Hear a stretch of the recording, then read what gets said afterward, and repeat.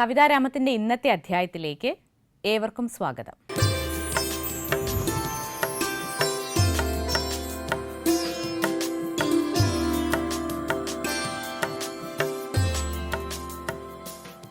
കവിയും സാഹിത്യ സാമൂഹിക വിമർശകനും സ്വതന്ത്ര പത്രപ്രവർത്തകനും ഗദ്യകാരനും കാർട്ടൂണിസ്റ്റും അഭിഭാഷകനുമായ ശ്രീ ഹരിദാസ് ബാലകൃഷ്ണൻ്റെ കവിതകളാണ് ഇന്ന് കവിതാരാമത്തിൽ. കേന്ദ്ര സാഹിത്യ അക്കാദമിയുടെ north east and southern writers മീറ്റിലും പോയട്രി മീറ്റിലും ഇദ്ദേഹം മലയാള കവിതയെ പ്രതിനിധീകരിച്ചിട്ടുണ്ട്. ഗുരു നിത്യചൈതന്യയതി അവതാരിക എഴുതിയ പാലാഴിയിലെ പാട്ട്, ATM, MK സാനുമാഷ് അവതാരിക എഴുതിയ പൂക്കളും ബുൾഡോസറും എന്നിങ്ങനെ 3 കവിതാ സമാഹാരങ്ങൾ അദ്ദേഹത്തിൻ്റെതായി പുറത്തിറങ്ങിയിട്ടുണ്ട്. മഷിത്തണ്ടും വളപ്പൊട്ടും എന്ന പേരിൽ ബാല്യകാല സ്മരണകളെക്കുറിച്ച് ഒരു ഓർമ്മക്കുറിപ്പും ഇദ്ദേഹം രചിച്ചിട്ടുണ്ട്.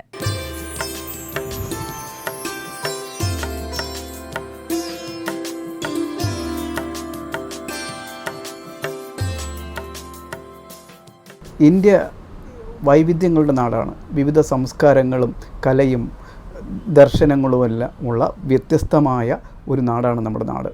ഈ വ്യത്യസ്തതയാണ് നമ്മുടെ സൗന്ദര്യം എന്ന് പറയുന്നത്. പക്ഷേ ഈ വ്യത്യസ്തതകളെല്ലാം ഇല്ലാതാക്കാനായിട്ട് ഭരണകൂടം ശ്രമിക്കുന്നു. അതിനെതിരെയുള്ളൊരു രോഷമാണ് സതി എന്ന കവിതയിലേക്ക് കിടക്കാം.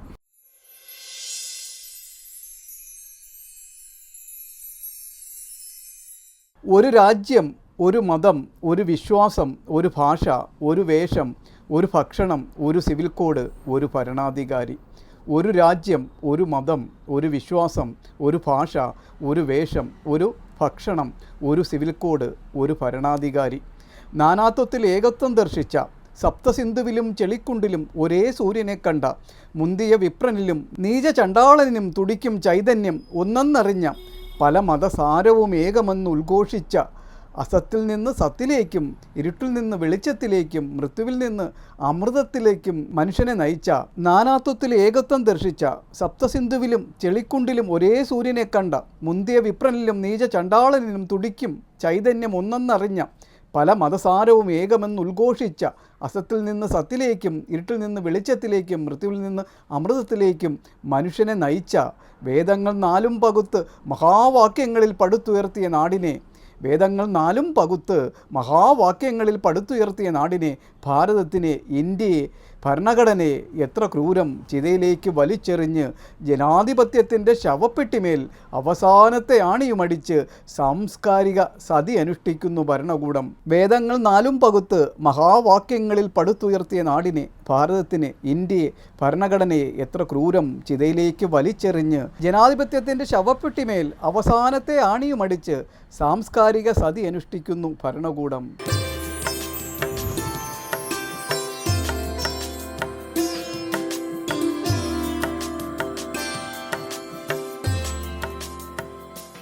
അടുത്ത കവിത ആഴം കൂടുന്ന കടൽ.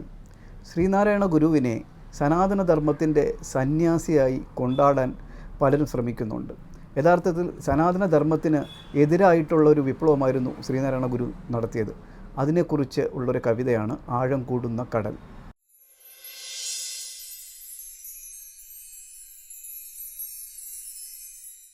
ഗുരു ഹിന്ദുവോ?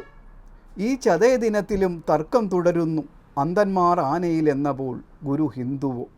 ഗുരു ഹിന്ദുവോ? ഈ ചതയ ദിനത്തിലും തർക്കം തുടരുന്നു അന്ധന്മാർ ആനയിൽ എന്നപ്പോൾ ഗുരു ഹിന്ദുവോ? TV ചാനലുകളിൽ അരിവാളും താമരയും ഏറ്റുമുട്ടുന്നു ഗുരു ഹിന്ദുവോ? TV ചാനലുകളിൽ അരിവാളും താമരയും ഏറ്റുമുട്ടുന്നു ഗുരു ഹിന്ദുവോ? ദീർഘദർശിയാം ഗുരു എത്ര മുന്നേ കണ്ടു ഈ തർക്കം, അതിനാൽ വളരെ മുന്നേ ചൊല്ലി നാം ഒരു ജാതിയിലും മതത്തിലും പെടുന്നില്ല, എന്നിട്ടും തിരിയുന്നില്ല അന്ധന്മാർ കൊട്ടുമേ സത്യം. ദീർഘദർശിയാം ഗുരു എത്ര മുന്നേ കണ്ടു ഈ തർക്കം, അതിനാൽ വളരെ മുന്നേ ചൊല്ലി നാം ഒരു ജാതിയിലും മതത്തിലും പെടുന്നില്ല, എന്നിട്ടും തിരിയുന്നില്ല അന്ധന്മാർ കൊട്ടുമേ സത്യം. ശങ്കരൻ ജാതിക്കു വേണ്ടി ബുദ്ധി കൊണ്ടു പറന്നപ്പോൾ ഗുരു ബുദ്ധിക്കപ്പുറം പോയി അറിവായി. ശങ്കരൻ ജാതിക്കു വേണ്ടി ബുദ്ധി കൊണ്ടു പറന്നപ്പോൾ ഗുരു ബുദ്ധിക്കപ്പുറം പോയി അറിവായി.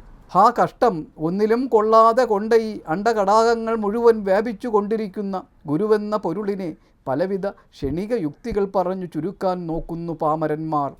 സർവചരാചരങ്ങൾക്കും വെളിച്ചം പകരും സൂര്യനെ നിങ്ങൾ ഹിന്ദുവെന്ന് വിളിക്കുമോ? സർവചരാചരങ്ങൾക്കും വെളിച്ചം പകരും സൂര്യനെ നിങ്ങൾ ഹിന്ദുവെന്ന് വിളിക്കുമോ? ആ സൂര്യനെ പ്രകാശിപ്പിക്കും പ്രകാശമാണ് ഗുരു. ആ സൂര്യനെ പ്രകാശിപ്പിക്കും പ്രകാശമാണ് ഗുരു. മുകളിലേക്ക് പോകുന്തോറും ഉയരം കൂടുന്ന ആകാശം, താഴേക്കിറങ്ങും തോറും ആഴം കൂടുന്ന കടൽ. മുകളിലേക്ക് പോകുന്തോറും ഉയരം കൂടുന്ന ആകാശം, താഴേക്കിറങ്ങും തോറും ആഴം കൂടുന്ന കടൽ. ഗുരുവെന്ന രണ്ടക്ഷരം ബ്രഹ്മം, ഗുരുവെന്ന രണ്ടക്ഷരം ബ്രഹ്മം.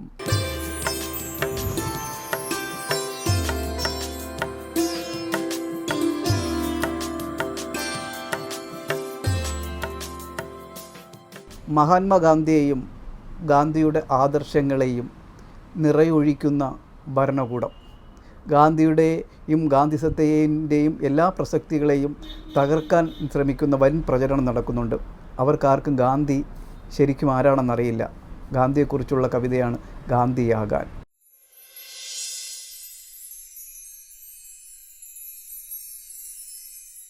ഗാന്ധിയാവാൻ വടി മാത്രം പോരാ, ഗാന്ധിയാവാൻ വടി മാത്രം പോരാ. ഗാന്ധിയാവാൻ കണ്ണട മാത്രം പോരാ, ഗാന്ധിയാവാൻ കണ്ണട മാത്രം പോരാ. ഗാന്ധിയാവാൻ തൂക്കുകടികാരം മാത്രം പോരാ, ഗാന്ധിയാവാൻ തൂക്കുകടികാരം മാത്രം പോരാ. ഗാന്ധിയാവാൻ മൊട്ടത്തല മാത്രം പോരാ, ഗാന്ധിയാവാൻ മൊട്ടത്തല മാത്രം പോരാ. ഗാന്ധിയാവാൻ ചർക്ക മാത്രം പോരാ, ഗാന്ധിയാവാൻ ചർക്ക മാത്രം പോരാ. ഗാന്ധിയാവാൻ ഗദർ മാത്രം പോരാ, ഗാന്ധിയാവാൻ ഗദർ മാത്രം പോരാ. ഗാന്ധിയാവാൻ ഉപ്പ് കുറുക്കിയാൽ മാത്രം പോരാ, ഗാന്ധിയാവാൻ അഹിംസ മാത്രം പോരാ, ഗാന്ധിയാവാൻ അഹിംസ മാത്രം പോരാ. ഗാന്ധിയാവാൻ സത്യാഗ്രഹം മാത്രം പോരാ, ഗാന്ധിയാവാൻ സത്യാഗ്രഹം മാത്രം പോരാ. ഗാന്ധിയാവാൻ നിയമലംഘനം മാത്രം പോരാ, ഗാന്ധിയാവാൻ നിയമലംഘനം മാത്രം പോരാ. ഗാന്ധിയാവാൻ ഭഗവത്ഗീത മാത്രം പോരാ, ഗാന്ധിയാവാൻ ഭഗവത്ഗീത മാത്രം പോരാ. ഗാന്ധിയാവാൻ എന്തൊരു പാടാണ്, ഗാന്ധിയാവാൻ എന്തൊരു പാടാണ്. പക്ഷേ ഗോഡ്സെയാവാൻ ഒരു തോക്കു മാത്രം മതി. ഠേ ഠേ ഠേ, ഹേ റാം ഹേ റാം ഹേ റാം.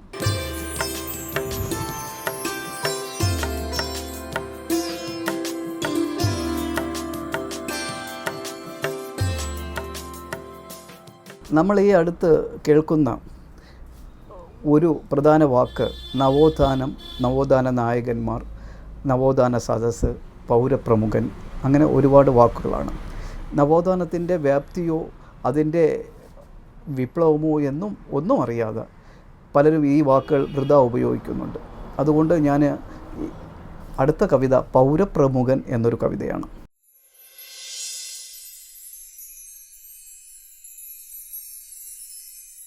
പൗരപ്രമുഖൻ.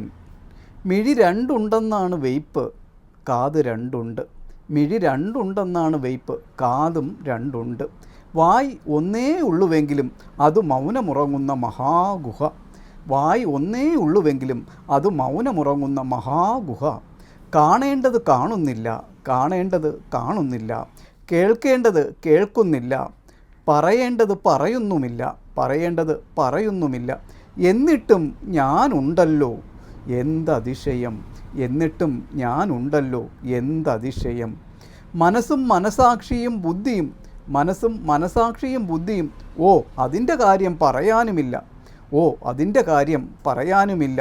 എന്നിട്ടും എന്തൊരാർഭാടത്തിൽ ഞാൻ എൻ്റെ ജഡം കൊണ്ടു നടക്കുന്നു, എന്നിട്ടും എന്തൊരാർഭാടത്തിൽ ഞാൻ എൻ്റെ ജഡം കൊണ്ടു നടക്കുന്നു. പഞ്ചനക്ഷത്ര നവകേരള നവോത്ഥാന സദസ്സുകളിൽ, പഞ്ചനക്ഷത്ര നവകേരള നവോത്ഥാന സദസ്സുകളിൽ എൻ്റെ പേര് പൗരപ്രമുഖൻ. ഇനിയും സംസ്കരിക്കാത്ത ഈ ജഡം ആചാര വെടി പൊട്ടിച്ച് ചിതയിലേക്ക് വയ്ക്കുക. ഇനിയും സംസ്കരിക്കാത്ത ഈ ജഡം ആചാര വെടി പൊട്ടിച്ച് ചിതയിലേക്ക് വയ്ക്കുക. എൻ്റെ സ്മൃതി കുടീരത്തിൽ മാത്രം ഇത്രയും എൻ്റേതായി എഴുതി വയ്ക്കുക. എൻ്റെ സ്മൃതി കുടീരത്തിൽ മാത്രം ഇത്രയും എൻ്റേതായി എഴുതി വയ്ക്കുക. നല്ല പൗരൻ നല്ല ഭരണകൂടത്തെ സൃഷ്ടിക്കുന്നു, നല്ല പൗരൻ നല്ല ഭരണകൂടത്തെ സൃഷ്ടിക്കുന്നു. ഞാനൊരു നല്ല പൗരനല്ല, വെറും പൗരപ്രമുഖൻ മാത്രം.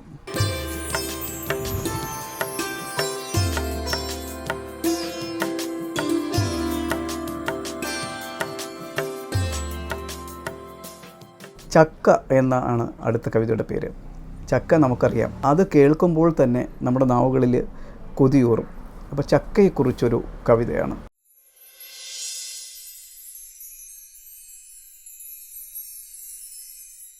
കേരളത്തിൻ്റെ ഔദ്യോഗിക ഫലം ചക്കയായി. കേരളത്തിൻ്റെ ഔദ്യോഗിക ഫലം ചക്കയായി.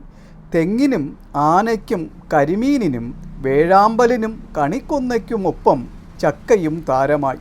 തെങ്ങിനും ആനയ്ക്കും കരിമീനിനും വേഴാമ്പലിനും കണിക്കൊന്നയ്ക്കുമൊപ്പം ചക്കയും താരമായി. ദൈവത്തിൻ്റെ സ്വന്തം ചക്ക എൻ്റെയും, ദൈവത്തിൻ്റെ സ്വന്തം ചക്ക എൻ്റെയും. പുറം മുള്ളുകൾക്കുള്ളിലെ മധുരിക്കുന്ന ഹൃദയം, പുറം മുള്ളുകൾക്കുള്ളിലെ മധുരിക്കുന്ന ഹൃദയം. എന്നിട്ടും ചക്ക വീണ് വെള്ളക്കാരൻ്റെ മുയൽ ചത്തില്ലല്ലോ, എന്നിട്ടും ചക്ക വീണ് വെള്ളക്കാരൻ്റെ മുയൽ ചത്തില്ലല്ലോ.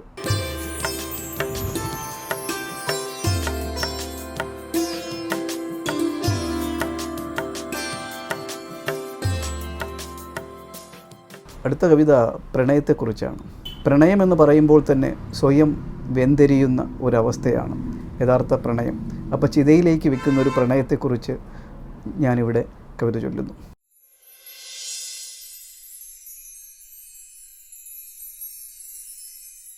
നീ പറഞ്ഞ ഓരോ വാക്കിനും 1000 കടാരകൾ കുത്തിക്കയറുന്ന വേദനയായിരുന്നു. നീ പറഞ്ഞ ഓരോ വാക്കിനും 1000 കടാരകൾ കുത്തിക്കയറുന്ന വേദനയായിരുന്നു.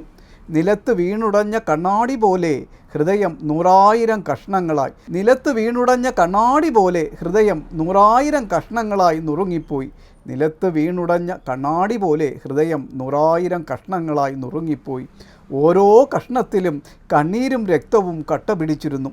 ഓരോ കഷ്ണത്തിലും കണ്ണീരും രക്തവും കട്ട പിടിച്ചിരുന്നു. പെട്ടെന്ന് ഞാനീ ലോകത്ത് തനിച്ചായതുപോലെ, പെട്ടെന്ന് ഞാനീ ലോകത്ത് തനിച്ചായതുപോലെ. കണ്ണിലിരുട്ട് കയറുന്നു, കാഴ്ചയെല്ലാം കറുപ്പായി മാറുന്നു. കണ്ണിലിരുട്ട് കയറുന്നു, കാഴ്ചയെല്ലാം കറുപ്പായി മാറുന്നു. കേൾവിയെല്ലാം നിലവിളിയായി, കേൾവിയെല്ലാം നിലവിളിയായി. ഞാൻ കത്തുകയായിരുന്നു ഉടലോടെ, ഞാൻ കത്തുകയായിരുന്നു ഉടലോടെ. ജീവിതത്തിൻ ചിതയിൽ എനിക്കു ചുറ്റും പരക്കുന്ന കറുപ്പിനെ മായ്ക്കാൻ, ജീവിതത്തിൻ ചിതയിൽ എനിക്കു ചുറ്റും പരക്കുന്ന കറുപ്പിനെ മായ്ക്കാൻ അപ്പോൾ നീ ആ ചിതയിലെ വെളിച്ചത്തിലിരുന്ന് എനിക്കൊരു പ്രേമലേഖനം എഴുതുകയായിരുന്നു. അപ്പോൾ നീ ആ ചിതയിലെ വെളിച്ചത്തിരുന്ന് എനിക്കൊരു പ്രേമലേഖനം എഴുതുകയായിരുന്നു. ഞാൻ ഒരിക്കലും വായിക്കില്ലെന്ന് അറിയാമായിരുന്നിട്ടുകൂടി, ഞാൻ ഒരിക്കലും വായിക്കില്ലെന്ന് അറിയാമായിരുന്നിട്ടുകൂടി.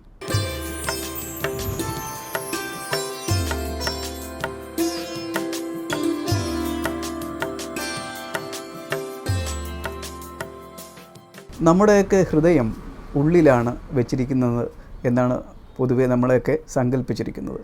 എന്തുകൊണ്ടാണ് നമ്മുടെ ഹൃദയം ഉള്ളിലും ചുണ്ട് പുറത്തും വെച്ചത് എന്നുള്ളൊരു അന്വേഷണമാണ് ഈ കവിത.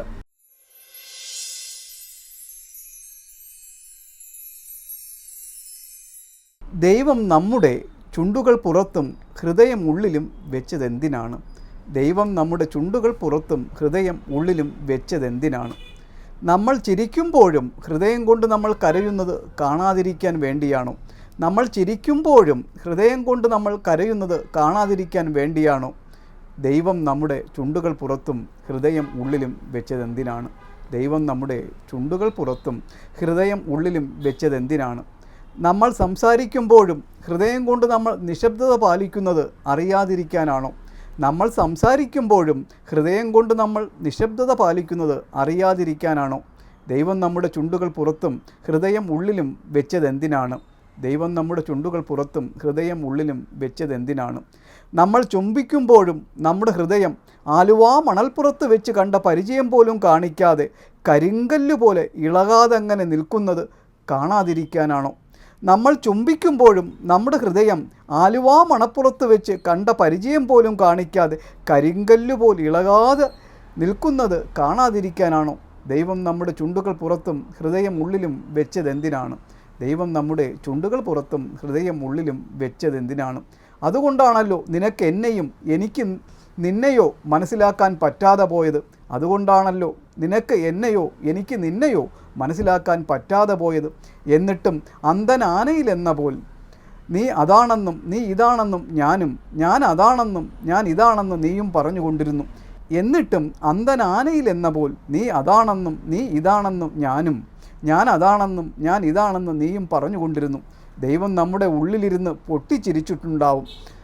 ദൈവം നമ്മുടെ ഉള്ളിലിരുന്ന് പൊട്ടിച്ചിരിച്ചിട്ടുണ്ടാവും. അതെന്തായാലും ദൈവം നമ്മുടെ ചുണ്ടുകൾ പുറത്തും ഹൃദയം ഉള്ളിലും വെച്ചത് എത്ര നന്നായി.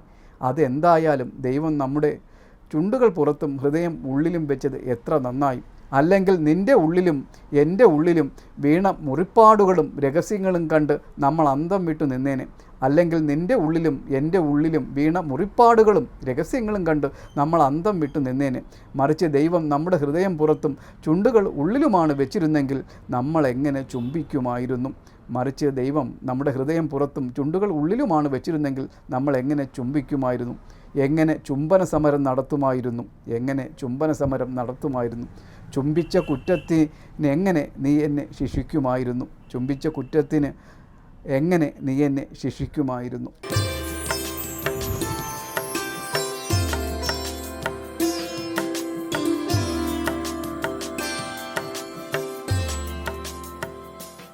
അഹല്യ രാമായണമെന്ന കവിതയാണ് ഇനി ചൊല്ലുന്നത്.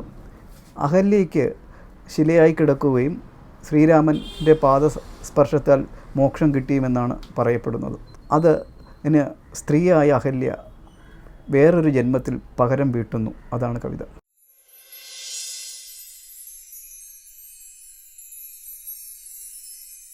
അഹല്യ രാമായണം സ്ത്രീപർവം. പണ്ട് ശിലയെ സ്ത്രീയാക്കി ശ്രീരാമൻ. കലിയുഗത്തിൽ സ്ത്രീ ശ്രീരാമനെ ശിലയാക്കി പകരം വീട്ടി. ശ്രീരാമൻ ശിലയായി മഴയും മഞ്ഞും വെയിലും കൊണ്ടു കിടക്കുന്നു. നൂറ്റാണ്ടുകളായി മൂർധാവിലൊരു സ്ത്രീയുടെ പാദസ്പർശം കാത്ത്.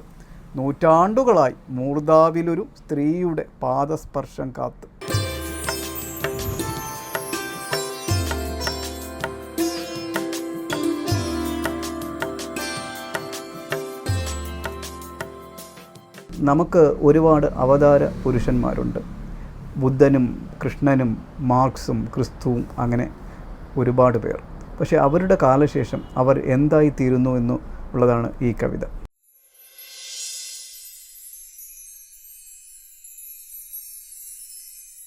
ശേഷം ബുദ്ധൻ്റെ കാലം കഴിഞ്ഞു. ബുദ്ധൻ മതമായി. മതം ബുദ്ധനെ പുറത്താക്കി വാതിലടച്ചു. ബുദ്ധൻ്റെ കാലം കഴിഞ്ഞു. ബുദ്ധൻ മതമായി. മതം ബുദ്ധനെ പുറത്താക്കി വാതിലടച്ചു.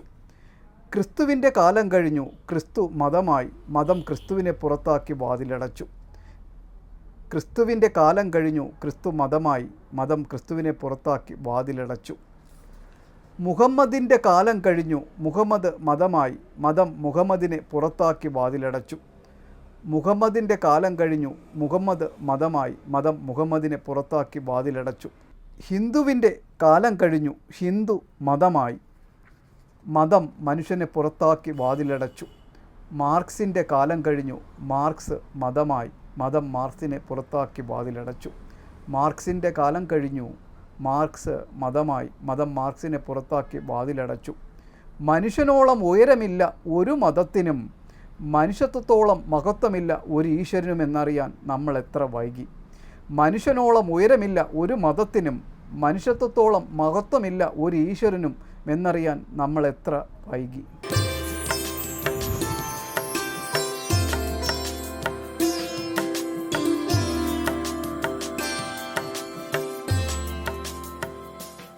എഴുത്തുകാരൻ്റെയും കലാകാരൻ്റെയും ധർമ്മം ഭരണകൂടം കാണിക്കുന്ന അഴിമതികളെയും കൊള്ളരുതായ്മകളെയും നീതികേടിനെയും ചോദ്യം ചെയ്യുകയാണ്. ദൗർഭാഗ്യവശാൽ എഴുത്തുകാരും കലാകാരന്മാരും ആ കടമ നിർവഹിക്കുന്നില്ല.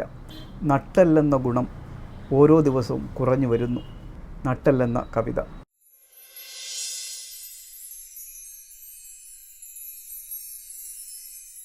എൻ്റെ നട്ടെല്ല് എൻ്റെ കവിതയിൽ കടന്ന് നിവർന്നു നിൽക്കാൻ തുടങ്ങി. എൻ്റെ നട്ടെല്ല് എൻ്റെ കവിതയിൽ കടന്ന് നിവർന്നു നിൽക്കാൻ തുടങ്ങി. പോരാത്തതിന് ചോദ്യം ചോദിക്കാനും ആദ്യമാദ്യം അവരത്ര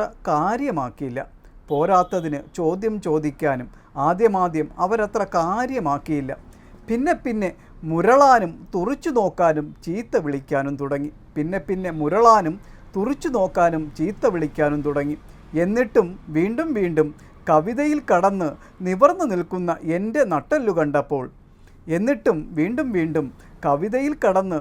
നിൽക്കുന്ന എൻ്റെ നട്ടെല്ലു കണ്ടപ്പോൾ അവർക്ക് കലിയിളകി. പല്ലും നഖങ്ങളും നുണപ്രചരണങ്ങളുമായി അവർ എന്നെ നേരിട്ടു. അവർക്ക് കലിയിളകി. പല്ലും നഖങ്ങളും നുണപ്രചരണങ്ങളുമായി അവർ എന്നെ നേരിട്ടു. രാജ്യദ്രോഹിയായി ചിത്രീകരിച്ച് ജയിലിൽ അടച്ചിട്ടും കുലുക്കമില്ലെന്ന് കണ്ടപ്പോൾ തോക്കുകളും ബുൾഡോസറുകളും കഴുമരങ്ങളുമായി അവർ എത്തി. എന്നിട്ടും ഒരു നട്ടെല്ലിനെ പേടിപ്പിക്കാനാവാതെ അവർ പകച്ചു നിന്നു. പതുക്കെ എൻ്റെ നട്ടെല്ല് വാക്കിലും നോക്കിലും പ്രവൃത്തിയിലും കടന്നുകൂടി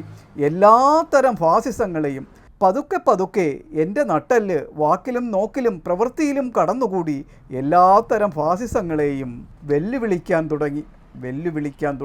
അങ്ങനെ തോക്കുകളുടെയും ബുൾഡോസറുകളുടെയും കഴുമരങ്ങളുടെയും മുകളിൽ ഞാൻ എൻ്റെ നട്ടെല്ലിൽ തന്നെ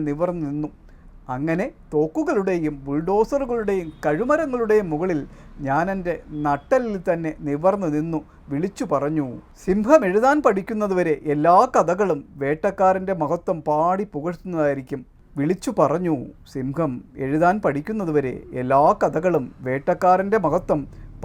പുകഴ്ത്തുന്നതായിരിക്കും.